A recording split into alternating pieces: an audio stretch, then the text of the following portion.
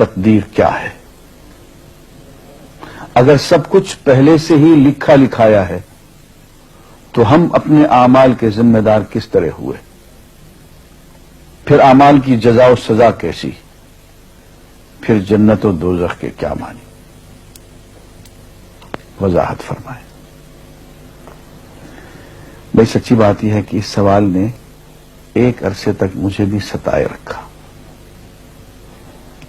اور میں سوچتا رہا کہ اگر واقعی اللہ تعالیٰ نے پہلے سے ہی سب کچھ لکھ دیا ہے کہ میں اتنے بج کر اتنے منٹ میں بیٹھ کے یہاں پہ ایک لیکچر دوں گا، یہ تقریر کروں گا، اتنے بج کر اتنے منٹ پہ نماز پڑھوں گا، اتنے بج کے اتنے منٹ پہ فلاں کو گالی دوں گا، فلاں کو تھپڑ ماروں گا، یہ پہلے سے ایک میرا شیڈول مرتب ہے اللہ کے یہاں، لکھا لکھایا پروگرام چھپا چھپایا موجود ہے، میرے کیا قصور؟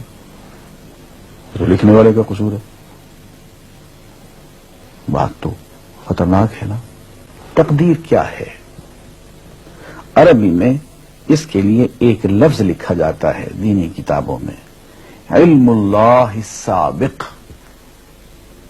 اللہ کا علم جو پہلے سے اسے حاصل ہے۔ اللہ کو معلوم ہے کہ آج میں اتنے بج کر اتنے منٹ پہ اپنی مرضی سے، اپنے ارادے سے، اپنی آزادی فکر اور آزادی عمل پہ، عمل سے کام لیتے ہوئے یہ کام کروں گا۔ اب بھائی کام تو میں اپنی مرضی سے کر رہا ہوں، اپنی آزادی سے، اپنے ارادے سے کر رہا ہوں، لیکن اتنی سی بات تو مانو کہ اللہ تعالیٰ علام الغیوب ہے، علیم بذات الصدور ہے۔ مجھے اپنے بارے میں پتہ نہیں ہے کہ کل 10:10 پہ میں کیا کروں گا، اس کو پتہ ہے۔ مجھے اپنے بارے میں پتہ نہیں ہے کہ میں 10 سال کے بعد کہاں ہوں گا، کیا کر رہا ہوں گا، فلاں بج کے فلاں منٹ، اس کو پتہ ہے۔ اس کو میرے آزادانہ، خود مختارانہ، فری ول کے ساتھ کیے ہوئے اعمال کا پتہ ہے کہ میں اپنی مرضی سے، اپنے فری ول کے ساتھ، اپنے ارادے سے اتنے بج کر اتنے منٹ پہ کیا کروں گا۔ یہ اس نے اپنے ہاں لکھ رکھا ہے، اس لیے کہ اس کو پوری کائنات کے نظام چلانا ہے۔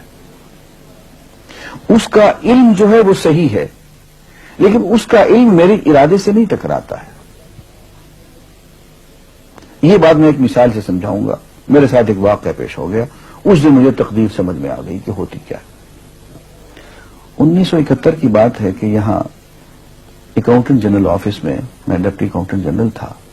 اس زمانے میں ایک مشہور نجومی تھا شیخ صادق، یہاں قلعہ گزر سنگھ میں رہتا تھا۔ وہ پتہ نہیں بیچارہ زندہ ہے یا فوت ہو گیا۔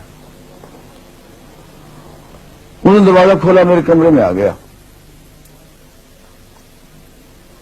کیا صاحب ہم آپ کی خدمت کرنا چاہتے ہیں، ہم آپ کو مستقبل کے بارے میں کچھ بتانا چاہتے ہیں۔ میں نے کہا بھائی میرے پاس فضول باتوں کے لیے وقت نہیں ہے، میں علم نجوم وغیرہ کو اس قسم کی یہ فضول باتوں کو میں نہیں مانتا ہوں، مشغول آدمی ہوں، ان چکروں میں مجھے مت ڈالو۔ اس نے کہا صاحب مجھے صرف 1 منٹ تو آپ دے دیں۔ میں نے کہا ہاں 1 منٹ دیتا ہوں۔ اس نے ایک بہت بڑا کاغذ میرے سامنے لکھا جس پہ 40 خانے بنے ہوئے تھے، 40 چیزوں کے نام لکھے ہوئے تھے، مختلف چیزوں کے نام، کتاب، قلم، اینک، کاپی، دوات، پینسل، میز، بادل، برکھا، مسجد، مندر، ایسی ایٹ رینڈم چیزوں کے نام، 40 چیزوں کے نام لکھے ہوئے تھے۔ وہ کہنے صاحب آپ ان میں سے کسی ایک چیز پہ انگلی رکھ دیں یا اس کا نام آپ اس کاغذ پہ لکھ دیں۔ اور مجھے یہ کہتے کہتے اس نے ایک پیس آف پیپر میری میز سے اٹھایا اور اس پہ کچھ لکھا اور اس کو یوں الٹا کے رکھ دیا۔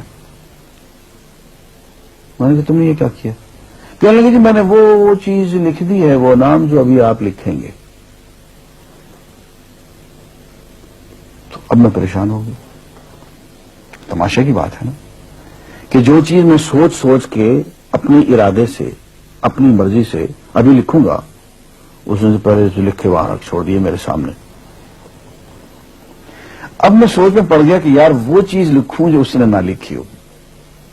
کبھی میں اس کا ارادہ کروں، کبھی اس کا ارادہ کروں، تنگ آ کے آخر میں نے کسی ایک چیز کو لکھ دیا، میری یہ ہے۔ اس نے جب وہ الٹایا تو وہ وہی چیز نکلی۔ اب پتہ نہیں یہ کیا چکر تھا اس کا، خدا ہی جانے۔ کوئی اس کا علم ہوگا، کوئی فن ہوگا، کوئی تک بازی ہوگی، تک بندی ہوگی کوئی.